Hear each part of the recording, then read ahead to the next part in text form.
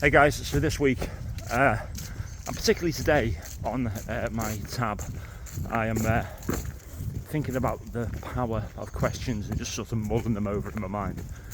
And one set of questions are really, really powerful, and I have realised that I've used recently. It's the what if question. So here's 10 powerful what if questions that you could integrate into your life today for the better. Number one, what if you started celebrating your strengths and stopped downplaying your potential? Now, it's very easy for us to focus on our weaknesses and our failings, two words which we have tended to remove from our vocabulary recently, but I think we really need to have in there, because there are things we're weak on and there are things that we fail at, and it's important to have both. But we can focus on those far too much, when what we forget is what our strengths are. And recently this is something I've done, in that one of my strengths, I know, is to help develop other people, is to help lead other people, and is to help other people get into those leadership roles, whether it be in the family, whether it be in performance sports, or whether it be in business. So I've got the potential there to help hundreds of thousands of people, and I try to do that in a small way by putting out these little videos. But I've coached people for a long time in other people's businesses, and as part of my job. So very recently I decided that I was going to put myself out there and take on private clients and start to coach people in that way, and it's been very successful. So now I'm realising what my strength is just through that what if question, and stop downplaying my potential. And my potential now is to help hundreds of thousands of people, probably primarily men, because I understand men, and move forward. So that's number one. Number two, what if you approached each day with the mindset of this could be the day that changes your life? Because it could be, and it could be an external event or person that causes that, or it could be an internal thought, and that could be positive and it could be negative. But today could be the day when everything changes, and the easiest way, or the most simple way, to have everything change and for this to be the day is to make a decision yourself. What is it that you were putting off that could change your life? And what if you did that? And what if you approached the day with that mindset?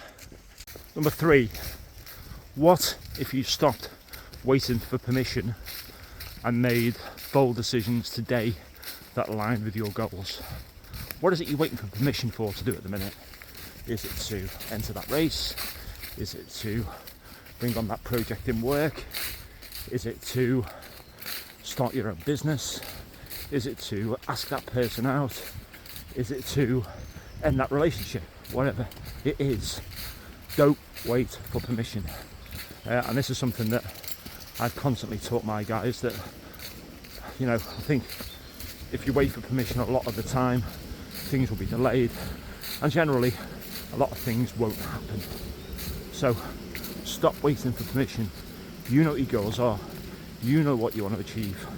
Make the decisions today to go out there and start putting the ducks in a row to align yourself with your goals and your desired future. What if you viewed vulnerability as a source of strength rather than a source of weakness? Now, as men, we don't really show our vulnerability. It's something I've got better at over the years. And when we don't show our vulnerability, we do things like stew things up inside. We don't mention how we feel about them. We expect things of other people that they're unaware that we expect of them.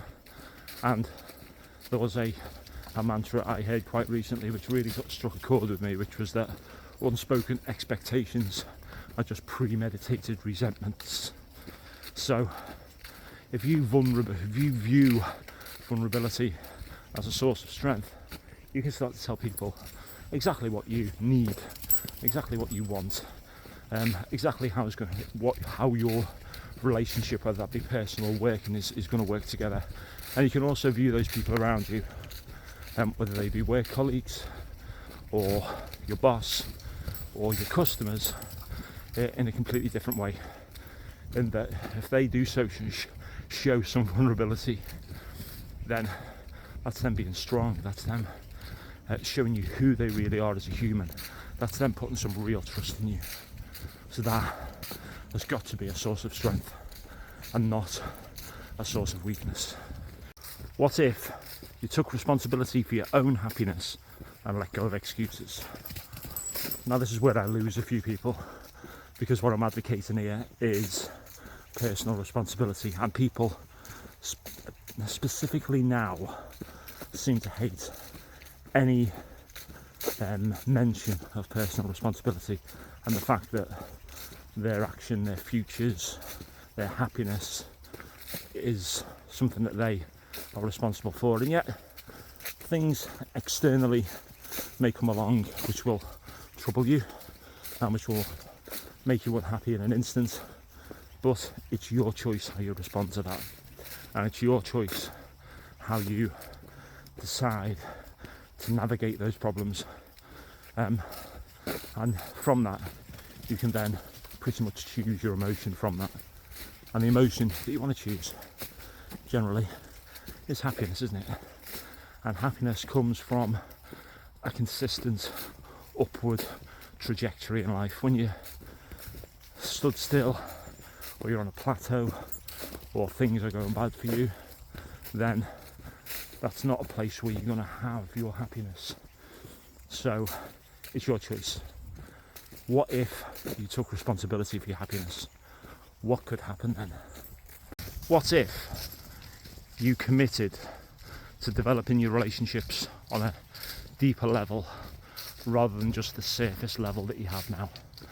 And this can be your work relationships with your colleagues, this can be your romantic relationship with your significant other, because so many of us will have that sort of surface level connection with someone where we've not taken time to get to know them, and therefore we go back to that unspoken expectations part, and that because we don't know them, we expect them to do certain things which they don't do because they don't know, and then those relationships suffer. So how about today you take time to just delve a little deeper and get to know somebody on a much deeper level? What if you stopped comparing yourself to others and focused entirely on your own journey? And we all do this. We all compare ourselves to others, that John's got this, John's done that, Edna lives in this house. But the fact is, it gets us absolutely nowhere, and the only journey that you can actually influence is your own. There's that word, influence, again. So just stop fucking comparing yourself to other people, and stop worrying about what other people think, because generally other people aren't thinking about you. They're too wrapped up in their own shit, comparing themselves to you. So what if you stopped comparing yourself to others today and just focused on your own journey? What if you allowed yourself to let go of past mistakes and just made a fresh new start?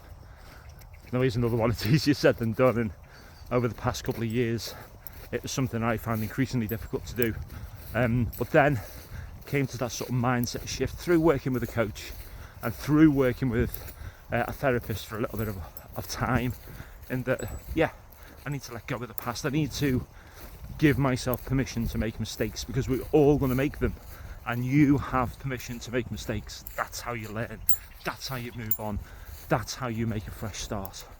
So what if you did that today? What would change? What if you believed you were worthy of love, success and happiness? Do you believe you are? Probably not. A lot of us don't. A lot of us think, geez, why does this person love me? I know I still look at my beautiful partner and think, Christ, what's she doing with me? But I'm worthy of that. I know I'm worthy of that. And I know that she loves me. And also success.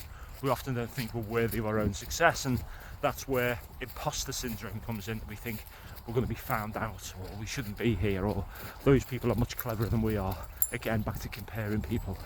So what if you embraced that today? What if you embraced the fact that you are worthy of the success you have, or the success you don't have yet and you're holding yourself back from? What if you embraced challenges and you embraced the opportunity to fail? Like I said earlier, failure is an incredibly powerful tool in our lives. It helps us to learn, it helps us to move forward, and it helps us to develop. So what if you saw that challenge, saw that job promotion, or saw that race, or that walk, or that challenge you want, and just embraced it, and just took it as an opportunity for you to move forward, to aspire to be the person that you want to be. And if you failed, in the words of Roosevelt, you failed daring greatly. What if? What if questions, incredibly powerful, and something that I work with my clients on a daily basis, and with my 5 a.m. accountability group also. So ask yourself some of those what if questions today, and really ask yourself them, really reflect on them, and then really start to do some work around them. What if you started your what if questions today? Cheers, guys.